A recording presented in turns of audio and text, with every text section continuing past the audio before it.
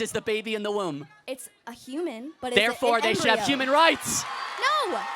They should have human rights. I do not agree. Oh, so small humans, no human rights. Grown humans, human rights. It's not a small human. It's an embryo.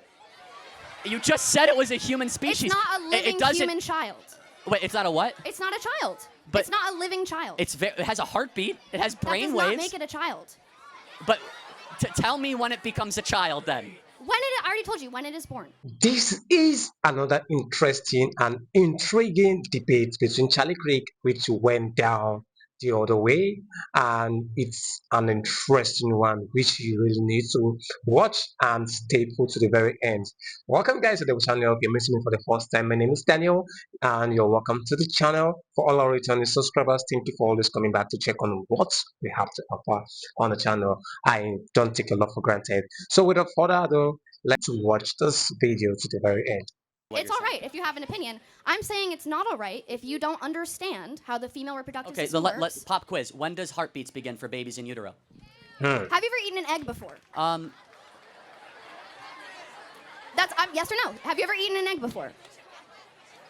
Scrambled, yeah. Okay, so would that be you scrambled a full chicken? Well, hold on. You understand it takes an egg to be fertilized? Right. Yeah. But your point, the whole point you're making, is that since we're doing pop quiz on like human development, so when exactly do heart waves begin in utero?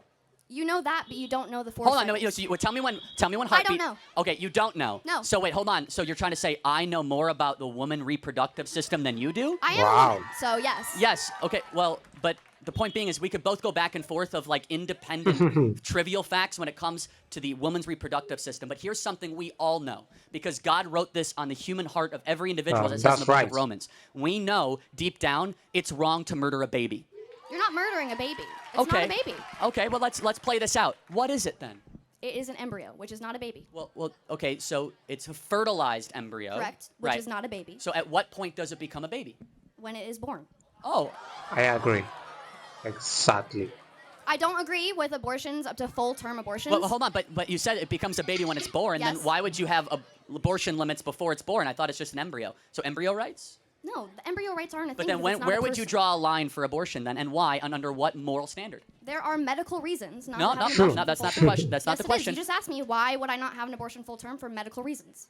Okay, so at 29 weeks, the baby is nearly fully developed, can recognize the mother's voice, has a heartbeat, has brain waves. Is it okay to abort that baby? I don't, it's not okay, but you're going to say it's okay to have an abortion then. I don't understand what you're trying to say. It's not okay to have an abortion ever? How about 3 weeks in? Correct. No abortion, correct. Why? Well, because your life started at conception. It did not, though. It did not. Well, hold on. So let's play this out. So who are you as an individual? From your skin color to your eye color to your likes, your dislikes, from your temperament to your everything. I am not an embryo. I'm a person. Hold on a second. But it started with something called deoxyribonucleic acid. And your own individual DNA started at the point of egg and sperm meeting. That's where your journey started. And so from that point in particular, life begins. Not at birth, not at first words, not at first steps, but when your DNA, which is who you actually are.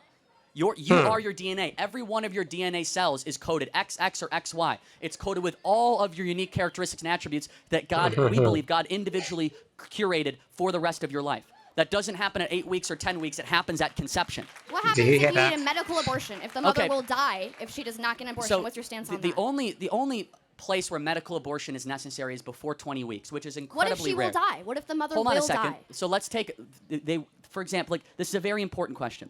Let's say it's 27 weeks, okay? And the mother will die. Why shouldn't, you could agree, why don't we just have the baby delivered by cesarean section? You know what a cesarean section is, right? Yes. What is a cesarean section? A C-section? Yeah, why wouldn't we just put the baby out by C-section instead of terminating it? Because if the mother will die, it's not safe to do that. You remove the baby. I understand. Threat removed. I know what a C-section is. But it's actually safer than an abortion. So every time they say, this is for you guys, they say, oh, you need to have abortion for medical reasons, respond, then have a C-section. What if you're not able to have a C-section? What if you are on your deathbed, you need to have an abortion right now? True. Well, again, but... And it's illegal. You can't, so you have to die. First and foremost, C-section is safer, C-section is quicker, and a C-section saves both lives. A C-section The baby is already dead, you just said. No, but even... No. Hold on a second. You're saying if the baby's already dead, then it doesn't have an abortion.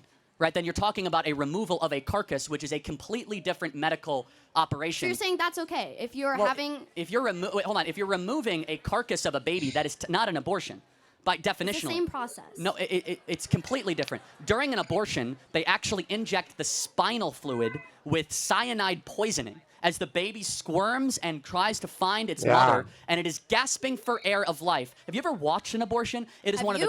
Yeah, actually I have. And I encourage every human being to watch one to know what you are fighting against. Because when you see abortion, you will have your life will be changed. That we allow the massacre of 1.5 million babies a year under the guise of women reproductive health. We are allowing babies every single year to just say, you know, we're going to discard them. Why? Oh, they're smaller. They're not humans. You're using dehumanizing language saying, oh, it's an embryo. No, that's a baby made in the image of God, deserving of protection.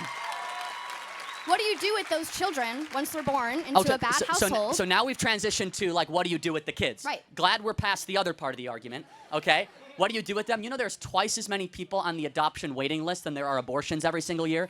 And they're still on the list. So you want to send a child into an orphanage? Well, is that what you want for a child? Is that a good life for a child? No, I'm not advocating that. In fact, I'm advocating to make it easier to be able to adopt, number one. Number two, there's no such thing as an unwanted child. Number three, it is never right to justify the mass elimination or termination of people under the guise of saying they're unwanted. That's how we get Auschwitz. That's how we get the greatest horrors of the 20th century. Those people are unwanted. So you're comparing abortion to the Holocaust? Absolutely, I am. In fact, it's worse. It's worse. It's really not. I don't think it is. 45 million babies. Okay. It's nearly 8 times worse than the Holocaust. What's the moral difference between a small baby in the womb and a grown Jew who was killed at Auschwitz? What's the moral difference? One is older? One is a person? What species is the baby in the womb? It's a human, but therefore they should have human rights. Wow. No. They should have human rights. I do not agree. Oh, so small humans, no human rights. Grown humans, human rights. It's not a small human. It's an embryo. You just said it was a human species. It's not a living human child. Wait, it's that's not a right. what? It's not a child. But it's not a living child. It has a heartbeat. It has brain that waves. does not make it a child. But tell me when it becomes a child then. I already told you, when it is born. Again, so under every other objective definition, you see, guys, how quickly the pro-abortion arguments fall apart with just the slightest questioning? I agree. But exactly. Our position is one rooted not in feelings, not in personal autonomy, but one in biological consistency and reality. That your life had an agreed-upon starting point, that starting point should be protected and preserved. And the excuses given for abortion is dehumanization. Oh, it's just an embryo. Guys, that's just using different language to justify the massacre of something smaller than you. That's all that it is.